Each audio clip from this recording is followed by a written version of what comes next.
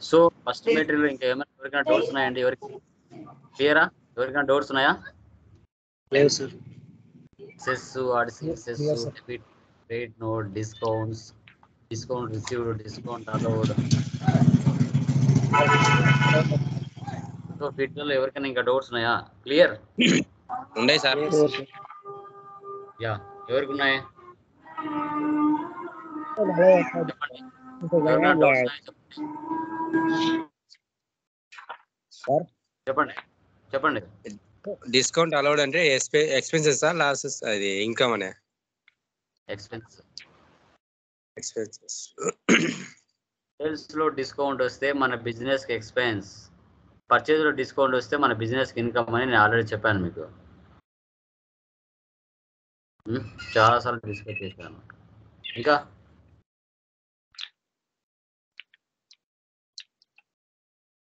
ఎవరికైనా డౌట్స్ ఉన్నాయా?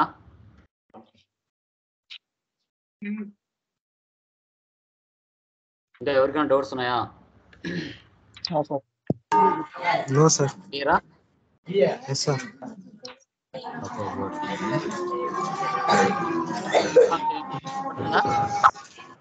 Yes sir.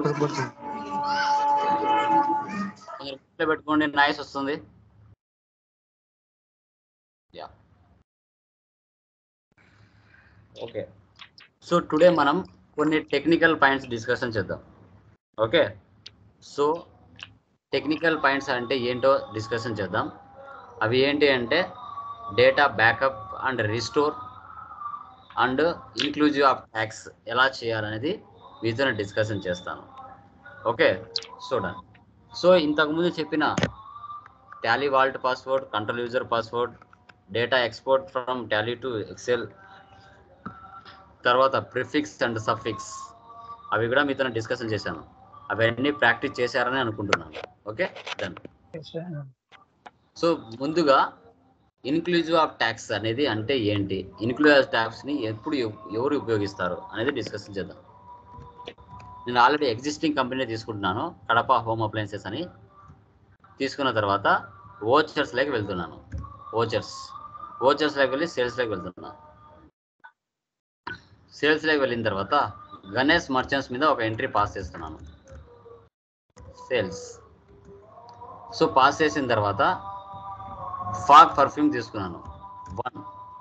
So rate వచ్చేసి 500 ఇచ్చాను అనుకోండి. దానికి ట్యాక్స్ కలిపితే సిజిఎస్టీ, హెచ్జిఎస్టీ టోటల్ ఎంత వచ్చింది ఇక్కడ? 640 రూపీస్ వచ్చింది. But inclusive of tax maintain చేయడం వల్ల ఈ 500 అనే అమౌంట్లోనే ట్యాక్స్ కలిపి రావాలి.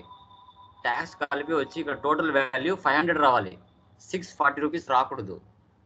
500లోనే ఈ ఐటమ్ ఎంత పర్సెంటేజ్ అయితే ఉంటుందో అది 28 లేదంటే 5 లేదంటే 18 లేదంటే 12 ఆ పర్సెంట్ కలిపి ఇక టోటల్ వాల్యూ 500లోనే వచ్చేయాలి.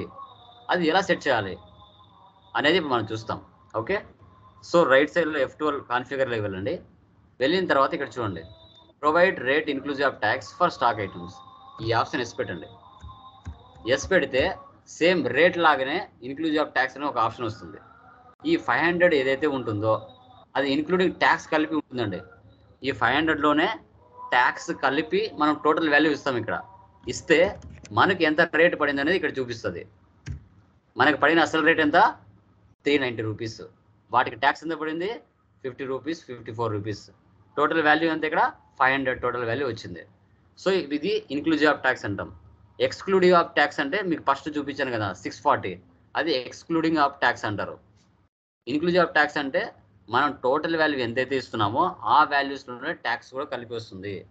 ఇప్పుడు ఫర్ ఎగ్జాంపుల్ ఇక్కడ 1000 రూపీస్ ఇచ్చామనుకో, ఆ 1000లోనే మనకి ట్యాక్స్ కలిపి వస్తుంది. మనకు పడిన అసలు రేట్ ఎంత అనేది చూపిస్తుంది. ఇక్కడ ఎంటర్ ఇచ్చాను, మనకు పడిన అసలు రేట్ ఎంత? 781 రూపీస్. ట్యాక్స్తో కలిపితే 109 పడింది. టోటల్ కింద వాల్యూ ఎంత వచ్చింది? 1,01,000 వచ్చింది. ఓకే, సో ఒకవేళ మనం రౌండ్ ఆఫ్ కూడా ఇవ్వచ్చండి. నేను 500 ఇచ్చాను, ఇక్కడ 500.01 వచ్చింది కదా. సో ఇప్పుడు ఏం చేయాలి? ఇక్కడ రౌండ్ ఆఫ్ కూడా ఇస్తాను. ఆ 01 అనేది కూడా రాకూడదు, అప్పుడు రౌండ్ ఆఫ్ ఇస్తాను. Alt C round off, direct expenses చూడండి 0 1 ఉంది కదా, అది రాకుండా 0 0 వచ్చేయాలి డాట్ తర్వాత. అప్పుడు ఏం చేయాలి? -0.0 ఇచ్చామంటే అది కూడా 0 0 అయిపోతుంది. రౌండ్ ఆఫ్ని ఇలా ఇస్తాం. 50 పైసా బిలో ఉంటే మనం మైనస్ చేసుకుంటాం, 50 పైసా అబోవ్ ఉంటే ప్లస్ చేసుకుంటాం. అది మీరు గుర్తుపెట్టుకోవాలి. సో దీన్ని మనం ఇన్క్లూజివ్ ఆఫ్ ట్యాక్స్ అంటారు. అర్థమైందా ఈ కాన్సెప్ట్? డౌట్ ఉందా ఇంకా ఎనీబడి? ఇన్క్లూజివ్ ఆఫ్ ట్యాక్స్ అంటే అర్థమైందా? డౌట్ ఉందా? అర్థమైంది కదా. సో యాక్చువల్గా ఇన్క్లూజివ్ ఆఫ్ ట్యాక్స్ F2 లో ఆప్షన్ ఎస్ పెడితే ఇక్కడ ఉన్న మధ్యలో ఒక రేట్ అనే ఆప్షన్ ఉంది, అది రాదు.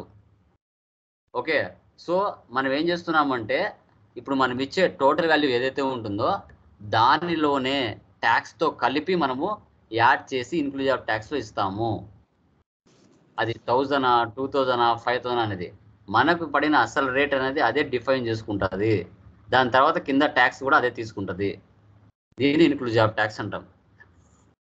వద్దు అంటే మళ్ళీ F2లోకి వెళ్ళి provide rate inclusive of tax for stock item, ఇది నో వచ్చేస్తుంది. ఇది నో పెట్టేస్తే మళ్ళీ వెళ్ళిపోతుంది.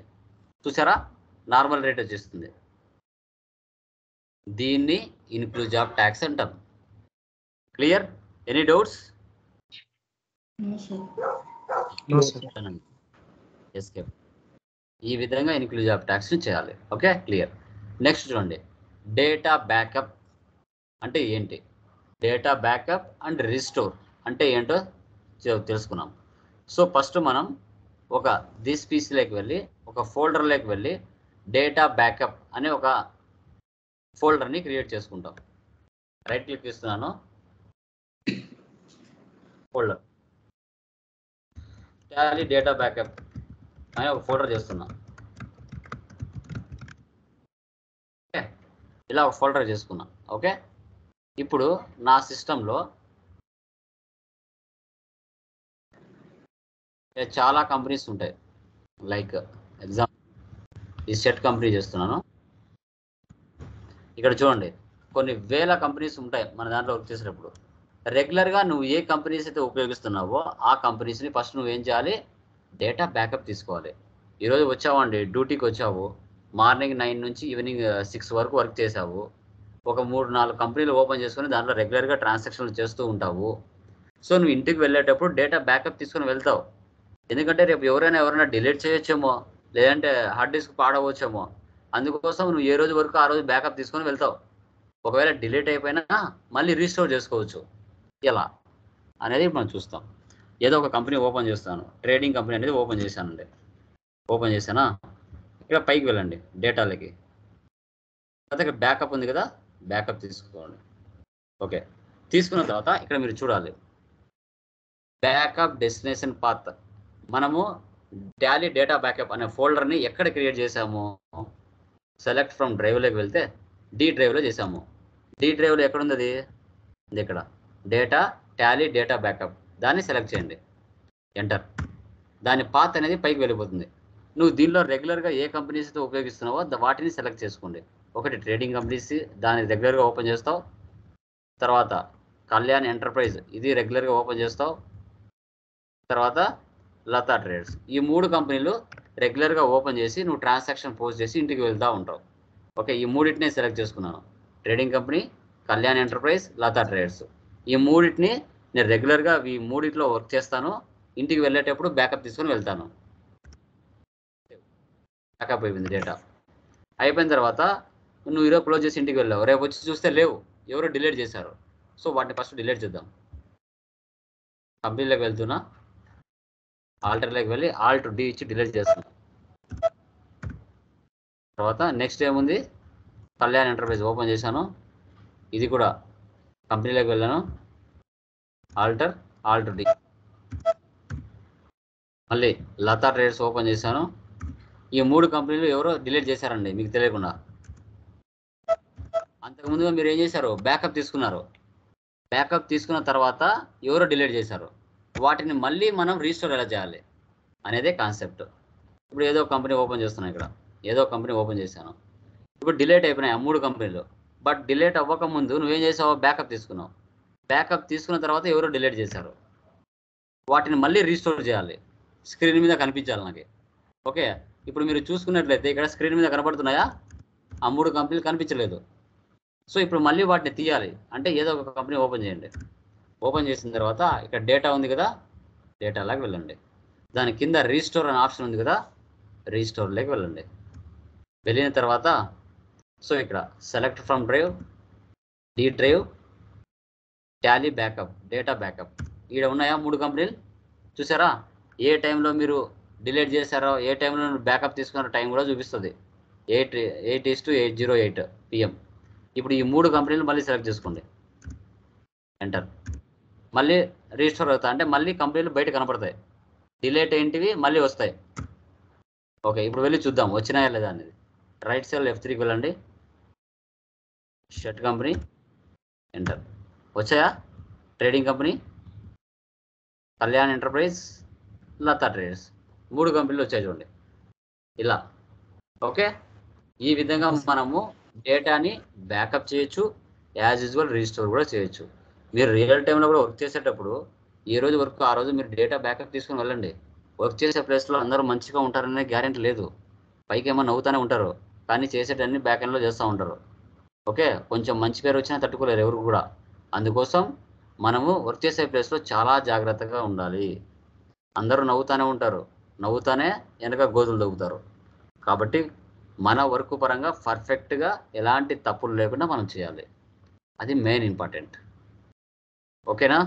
సో అది ఈ రెండిట్లో క్లియరా? తర్వాత లైక్ ఇన్క్లూజివ్ ఆఫ్ ట్యాక్స్, తర్వాత data backup and restore. Clear? ఏమైనా డౌట్స్ ఉన్నాయా ఇంకా? Yes, sir. యా.